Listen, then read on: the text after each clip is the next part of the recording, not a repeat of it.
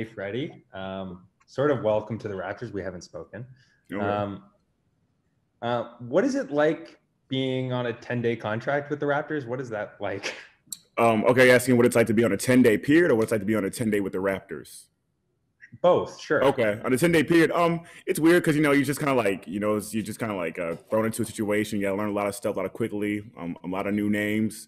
You didn't get to be in camp with the guys, so you're trying to just catch up. And for me, I was just training in Houston, so just you go from training to team and instantaneously. So it's just a lot of quick learning. Being in with the Raptors. I mean, it's great, honestly. I mean, I've heard a lot of things about this organization. I mean, like a lot of good things, and it's all true. They've been supportive, encouraging. They made it easy as possible.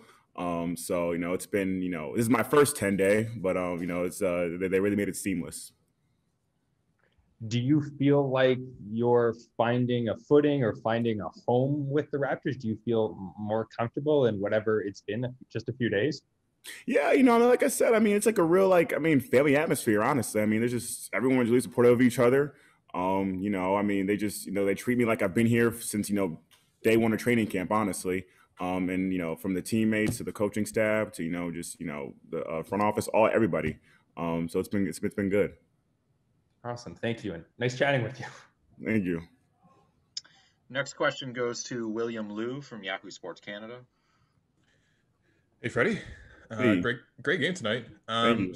Seemed like you really got on the offensive glass. For people who aren't necessarily familiar with your game, is rebounding like one of the core tenets of your game, and sort of maybe explain some of your game to people who are sometimes maybe seeing you for the first time. Yeah, so I mean, I started playing basketball a little later than most. But I mean, ever since I touched the court, I could always find the ball. I always had a knack for getting the ball for rebounding, and that's something that every coach I've had since I was first started playing. Since eighth, 10th grade, told me, hey, you know what, you can make an impact by getting extra possessions. That's big time. So yeah, that's a big part of my game. I think hustle, defense also, but I take pride in rebounding. Baylor, also the school I went to. Coach Drew takes pride in rebounding, so that's part of it as well. We're finding those skills even in college, but that's a big part of my game. And I don't want to bring this up because the play ultimately did end up in a dunk, but you went up twice, and you went up the first time to block DeMar at the rim, and unfortunately no one else boxed out for you. Yeah. But you went up the second time as well, and I think that shows a lot of bravery in terms of your game. Mm-hmm.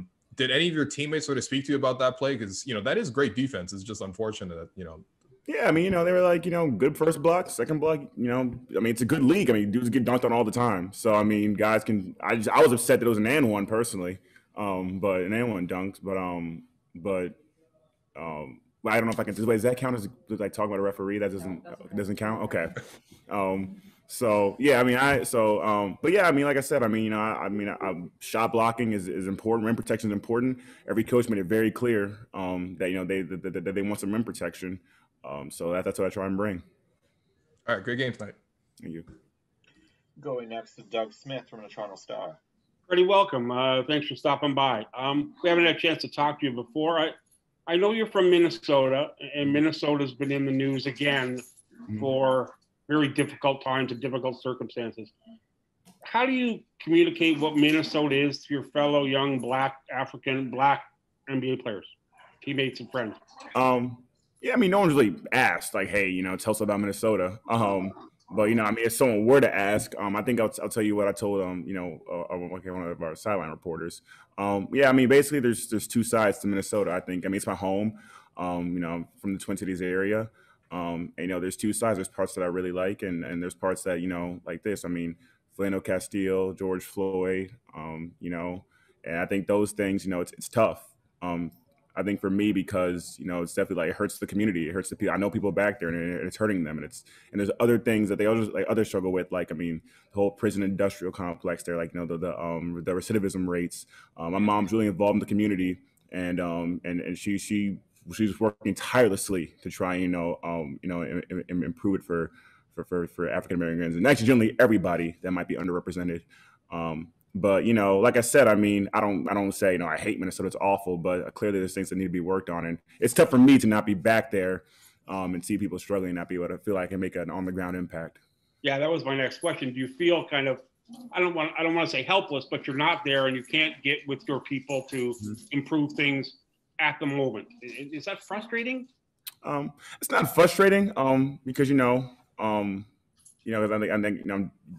working on something else. It's not, but I think it's just it's not. I don't think it's frustrating. It's just kind of it's just difficult, I'd say, because like I said, my mom. She's emphasized community impacts ever since I was young. She's always been involved as long as I can remember. So I think for me, that's kind of been something that's put in as like a strong value in me by her.